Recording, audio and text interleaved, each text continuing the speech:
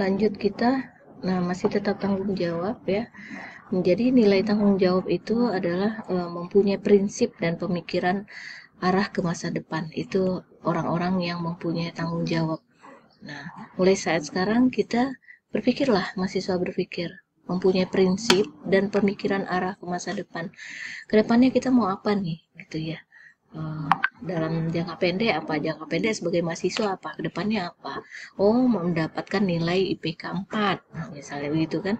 Jadi ada arahnya.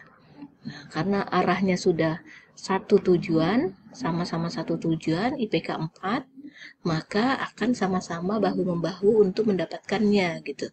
Dalam artian ke yang positif ya. Nah, kemudian memiliki sikap yang menonjolkan generasi penerus tenaga kesehatan yang berguna dengan mengembangkan profesinya. Jadi saya dulu punya mahasiswa, sekarang sudah wisuda dan sudah bekerja. Dia waktu libur, dia lumayan ya, daerahnya agak jauh gitu ya, bukan di Kalimantan Barat, Natuna kalau nggak salah ya. Dia di sana, dia waktu dia libur, padahal dia masih semester 3, dia libur, dia membantu bekerja sama dengan puskesmas setempat untuk pemberantasan sarang nyamuk gitu ya. Jadi dia dilibatkan dan dia aktif untuk melibatkan diri. Nah, seperti itu. Jadi mempunyai sikap yang menonjolkan sebagai generasi penerus tenaga kesehatan. Ya. Kemudian selalu belajar menjadi generasi muda yang berguna selain memiliki sikap dan kepribadian yang baik. Ya, selalu belajar dan belajar. Jadi generasi muda itu bukannya males belajar ya, bukan hanya chatting-chattingan saja. Punya HP itu digunakan untuk belajar, untuk searching bahan-bahan ajar dan sebagainya gitu ya. Bukan hanya bertumpu pada yang diberikan dosen saja, tapi mencari ya. Zaman sekarang udah enak gitu ya, ada buku-buku online, buku-buku elektronik ya. Kalau zaman sekarang kita harus beli atau nongkrong di perpustakaan. Nah, itu banyak memakan waktu, harus pergi lagi ke perpustakaan atau pergi lagi ke toko buku. Kalau dari sini ya harus ke seberang sana gitu ya. Nah, tapi zaman sekarang dengan duduk saja, diam di kursi sudah dapat bahan-bahan ajar itu sudah bisa dikumpulkan ya. Jadi tidak ada kata bahannya nggak ada bu, ini bukan gitu. Selalu belajar dengan HP yang kalian miliki, kalian sudah bisa melalang buana ke seluruh dunia mencari bahan ya. Jadi tidak ada kata tidak ada lagi bahan tidak ada bu, begini begitu ya.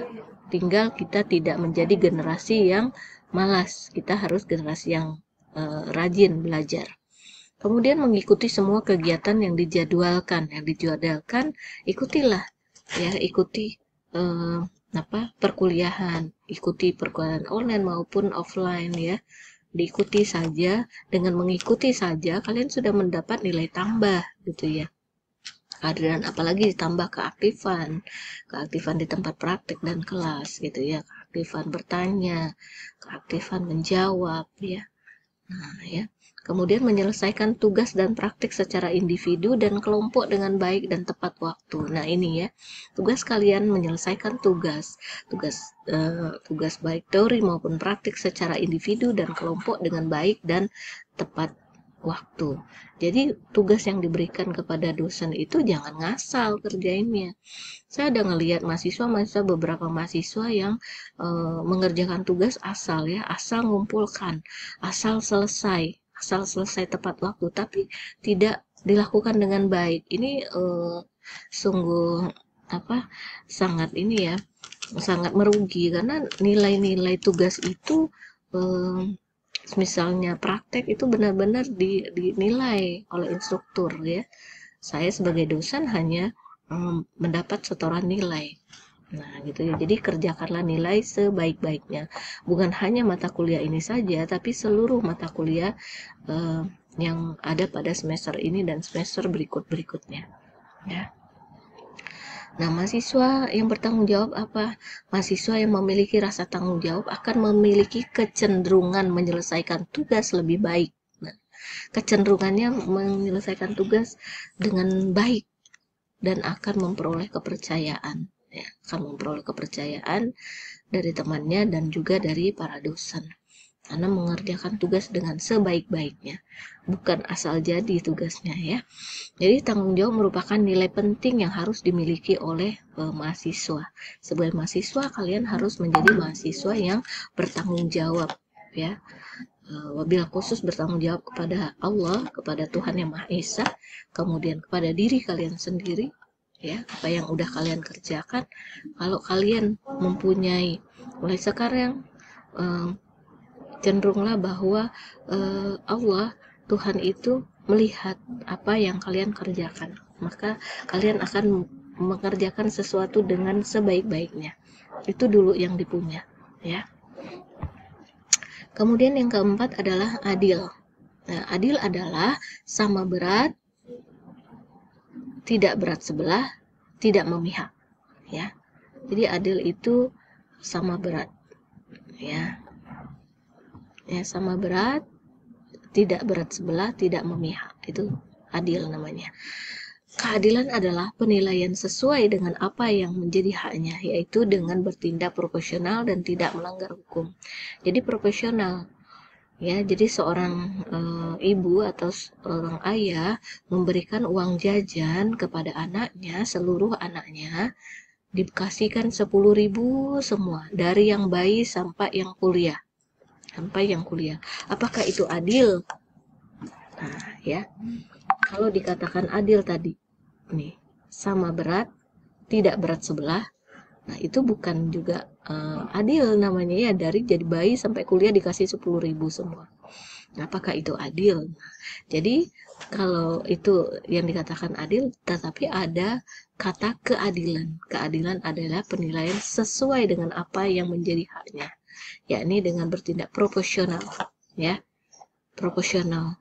Jadi bayi dikasih 10.000, TK dikasih 10.000 buat apa?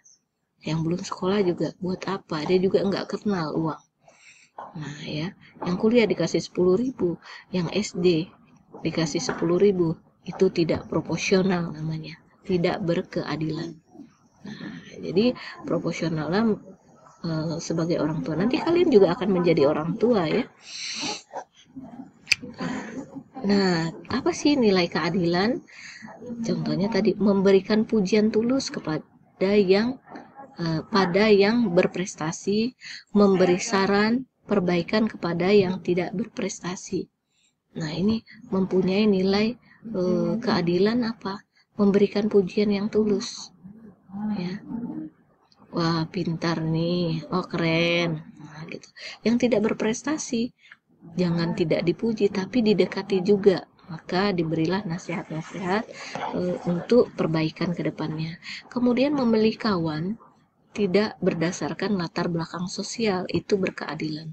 Jadi jangan kalian memilih-milih kawan berdasarkan latar belakang sosial. Oh, si itu kaya, nampaknya sepatunya bagus, HP-nya mahal, nah, gitu ya, yang 15 jutaan HP-nya gitu kan. Nah ya, yang ini, yang apa, apel digigit, nah, itu merek apel digigit gitu ya. Nah itu kalau memilih teman jangan seperti itu gitu ya. Nah, kita tidak tahu dia mendapatkannya dengan apa. Nah ya, kalau kita hanya melihat tadi latar belakang sosialnya, apakah dia, oh dia anak orang kaya, oh saya mau berteman sama anak orang kaya. Kalau saya dulu berteman di kelas, dari dulu ya, dari SD, saya merasa diri saya berteman ke semua, yang nakal, yang laki-laki yang nakal juga saya berteman gitu ya. Kemudian yang anak-anak baik, anak mami juga saya berteman. Nah gitu ya. Ya, jadi berteman ke semua ya, ke semua latar belakang sosial ya. Nah, nilai keadilan yang berikutnya, ketika ada teman yang berselisih dapat bertindak secara bijaksana ya, memihak yang benar secara profesional. Jadi bila ada yang berselisih, itu kita bisa berpihak yang benar tapi secara profesional, agar dapat yang berselisih ini didamaikan kembali. Kemudian memberikan pelayanan perawatan yang sama kepada semua klien kalau kita seorang perawat ya. Tidak mengurangi dosis obat, adil terhadap diri sendiri seperti belajar maksimal. Nah, ini adil terhadap dirinya sendiri seperti belajar maksimal. Saat belajar kalian juga harus ada asupan gitu ya. Jadi jangan belajar, kata Bu Uci suruh belajar terus. Nah, tapi jangan lupa juga asupan kepada diri kalian sendiri. Ya, asupan makan, minum. Kadang mahasiswa suka lupa minum. Ya. Kemudian adil terhadap diri sendiri juga dapat diterapkan pada cara hidup seimbang. Nah, ini ya, hidup seimbang tadi, makan dan minum secara seimbang. Jadi bukan hanya belajar toh gitu ya. Tapi harus ada asupan juga dengan gizi seimbang. Nah, pribadi yang adil akan menyadari bahwa apa yang dia terima sesuai dengan jerih payahnya. Jadi apa yang kita terima itulah sesuai dengan jerih payah kita. Nah, kalau kalian sudah merasa belajar dengan keras, tetapi kok kenapa nilainya masih seperti ini ya? Nah, misalnya masih tidak masih mengecewakan, masih tidak A gitu ya. Nah, itu berarti kalian harus lebih giat lagi belajar. Ya, mungkin metodenya harus diubah gitu ya. Metodenya harus diubah. Mungkin orang bisa sekali membaca sudah nyantol gitu ya. Tapi kita mungkin 1, 2 kali, 3, 4, 5 kali diulang baru bisa mengerti apa yang kita pelajari. Nah, itu kita harus tahu juga pribadi kita, bagaimana kita menangkap satu pelajaran.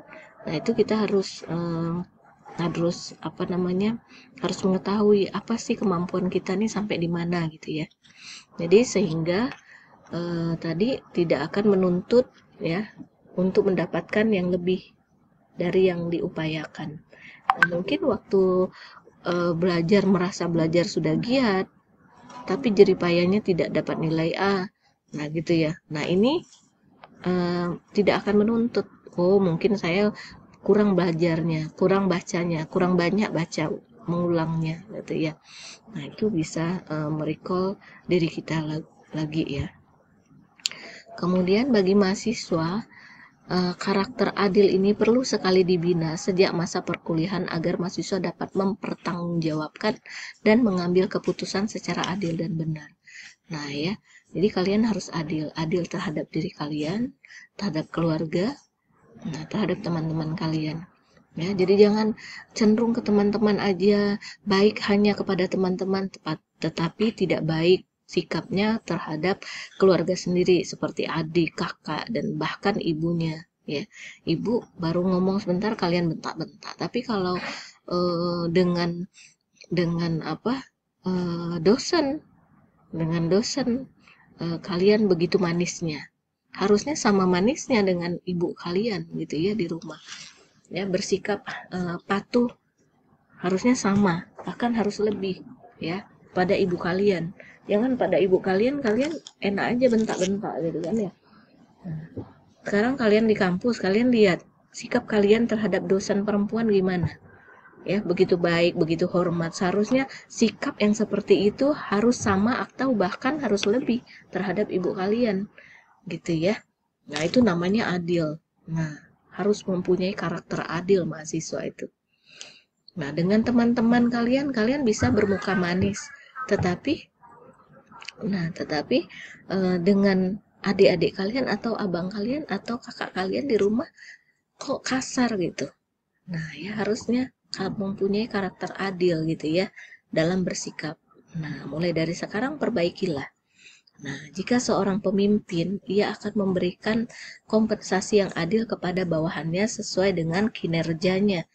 Ia juga ingin mewujudkan keadilan dan kemakmuran bagi masyarakat dan bangsanya. Ya.